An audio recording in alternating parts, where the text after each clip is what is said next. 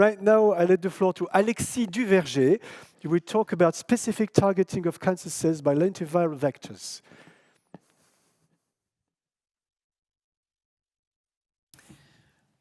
Good morning, everyone. First of all, I wanted to thank the organizers personally and on the behalf of my lab director who could not join us today for impostponable reasons. Our lab, located in Strasbourg at the IBMC, is mainly focused on the biotechnological use of HIV. And today, I will focus on the specific targeting through envelope engineering, and I will present you a small portion of the long road to reach it. Classically, lentiviral vectors are mainly known to be used for stable gene transfer for ex vivo applications. It means that we can cure some monogenic disease with a targeting remaining on the isolation of the physical isolation of the cells. HIV, lentiviral vectors are called vectors since they are not able to self-replicate anymore. To cure monogenic disease, we can explant the cells, modify them ex vivo, and re-implant them. But this is not suitable for cancer treatments.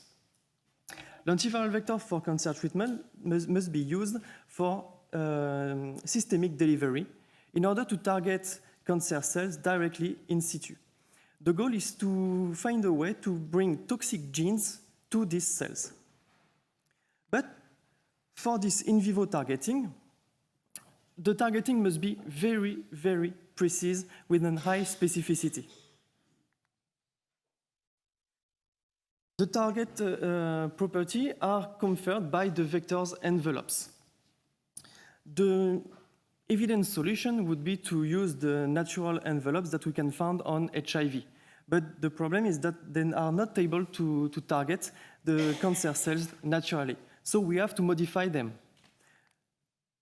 But the HIV envelopes are very tough to modify without functionality loss due to the perturbation in the structure. But fortunately, they can be pseudotyped. It means that we can replace the HIV envelope by the one of another virus. The envelope from another virus, as the alpha viruses that we use in our lab, are not more specific for the therapeutic cells that we want to target. But they are way more easier to modify than the HIV one, since they are able to tolerate the structural perturbations. So our lab is working on two disruptive approaches to target specifically cancer cells. The first one is to add a bit of complexity to the vector cells interactions by adding more ligands in the envelopes. And the second approach is to optimize the modifications by a strategy of directed evolution. The classical solution will be to graft a single motif in the envelope in order to target the cancer cells.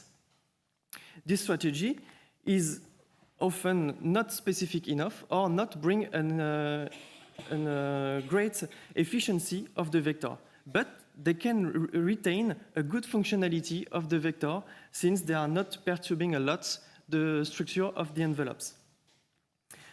But despite this evident problem, we decided to choose to work with an alpha virus envelope, which is a bit off the beaten track.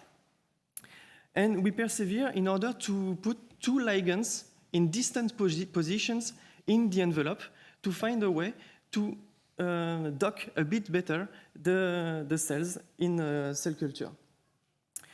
But the question is now, is it effective, despite the structural perturbations? And we were able to target with a higher efficiency HER2 plus cells in cell culture thanks to this double functionalization process. But we obtained way more potent results on some other cancers, but I can't show you here today because they are still in the road to intellectual property protections. But even if we had some good result with the rational design, when we took a virus in this evolution, it will gain some mutations, mostly deleterious. It will increase the system optimization. And this is when the virus is at its peak evolution that we decide to pseudotype it without any further selection, and we modify the envelope, decreasing a bit more the optimization of the system. So the solution could be to bring a bit of evolution in this system to reach a new specificity level.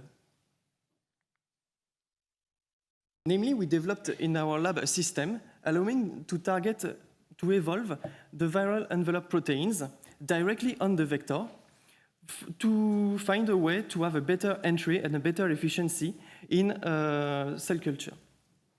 And our method is to replicate them on the target cells. So we modify the vector to make them carry the envelope sequence. They will be used to target cells, marked cells.